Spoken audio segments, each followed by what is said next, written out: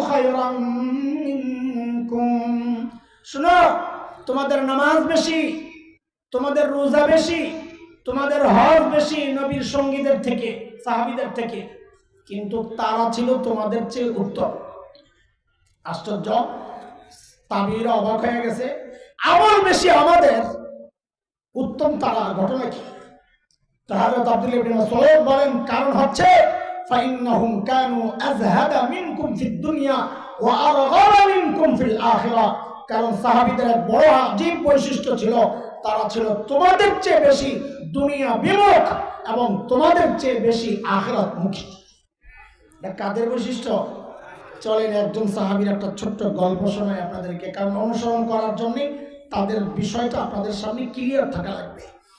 আল্লাহর নবী সাল্লাল্লাহু আলাইহি ওয়াসাল্লামের একজন শ্রেষ্ঠ সাহাবী ছিলেন হযরত সাঈদ ইবনে আমির আল-জুমাহি রাদিয়াল্লাহু আনহু।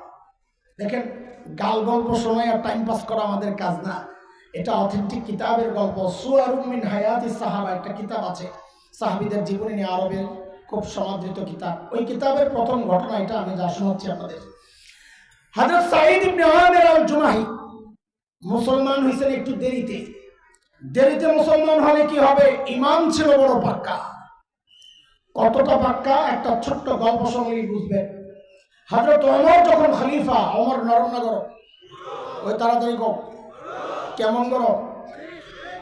আচ্ছা, কেমন কেমন গরম ওটা একটা হাদিস শুনলেই বোঝা যায়। নবী আলাইহিস সালাম বলেছেন, ওমর যে রাস্তায় চলে শয়তান আর ডরে ওই রাস্তায় থাকে না।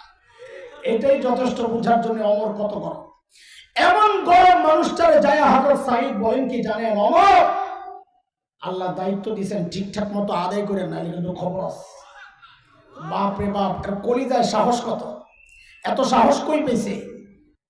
কারণ হচ্ছে মানুষ যত সৎ হয় তার সাহসটাও তত উঁচা হয়। নিজের মধ্যে দুই নম্বরই থাকলে কথা বলবে মিন মিন মিন মিন করে, আর তেলের কৌটা খালি করবে। কি করে খালি করে? মাকে। এটা কেন? যখন নিজের মধ্যে দুই নম্বরই থাকে। সাংবাদিক সম্মেলনে বসছে, কতগুলো শুয়োর বসে রয়েছে সামনে। ওগুলো জিজ্ঞেস করে, মাননীয় প্রধানমন্ত্রী, আপনি এই বয়সে কাজে এত এনার্জি কোথায় পান? সারা দুনিয়ার জন্য আপনি উন্নয়নের রোল মডেল। বাপরে বাপ, শয়তানের রোল মডেল, উন্নয়নের রোল মডেল। কাজ করছে 10 টাকার, খাইছে 2000 টাকা। উন্নয়নের রোল মডেল। হযরত ওমর সর্বনাশ, এই লোকের তো ইমান বড় মজবুত। আমাদের দেশের নেতারা কি করতো? ওরে কিছু বুঝটুস দিয়ে বিদায় করে গোয়েন্দা